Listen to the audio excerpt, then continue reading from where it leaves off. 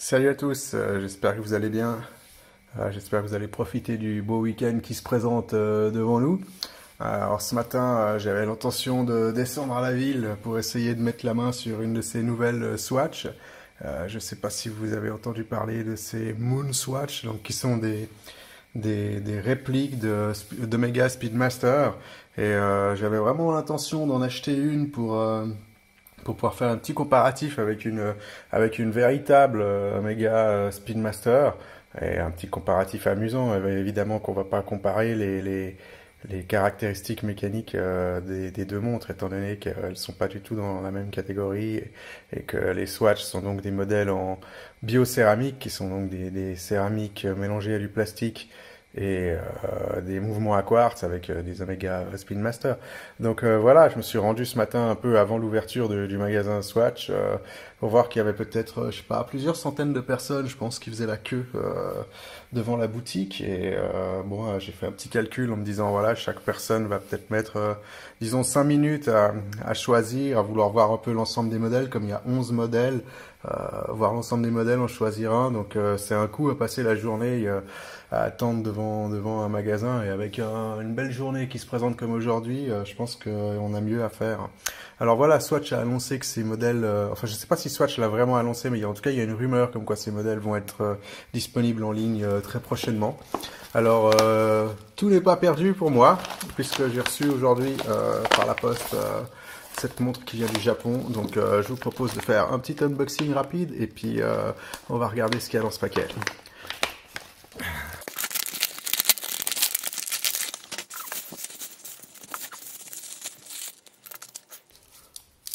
Ouais, vous pouvez admirer la qualité de l'emballage. C'est très souvent comme ça quand on commande des objets au Japon.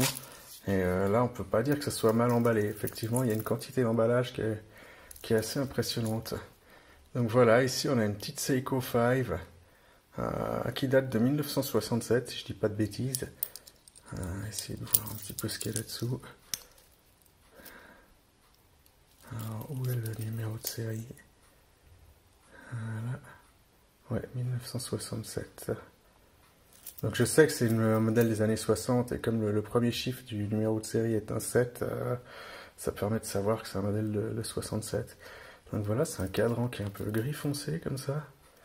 Pas facile à capturer avec les lumières là. Va falloir que je fasse un petit check aussi sur le time raffer pour voir quelles sont les valeurs du mouvement. Et j'ai aussi l'intention de faire un service sur cette montre. En général, quand on achète ces vieilles Seiko, elles n'ont pas eu beaucoup de services. Elles sont souvent des amplitudes de balancier qui sont très faibles. Et puis voilà, après cette montre sur le listing, elle était annoncée à plus ou moins 1 minute par jour. Donc ça, c'est pas des valeurs qui me dérangent pour des montres vintage qui sont pas trop chères. Donc ça me dérange pas personnellement d'avoir 1 minute de dérive quotidienne. Donc voilà, c'est une montre que j'ai payée, si je dis pas de bêtises, 54 $. Et il y avait donc 24 $ de port. Ça, c'est le problème quand on fait venir des montres du Japon. Mais comme je l'avais annoncé dans une de mes vidéos précédentes, là, on peut voir sur le paquet, valeur déclarée du produit de 2450 yens pour un total de 4000 yens.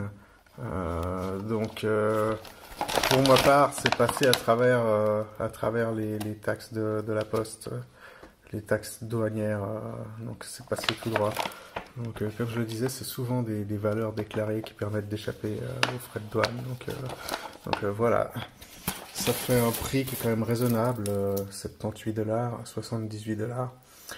Pour ma part, je suis satisfait de cet achat. Enfin, reste à vérifier maintenant comment elle fonctionne, mais en tout cas, au niveau du prix, ça me semble tout à fait raisonnable, quoi.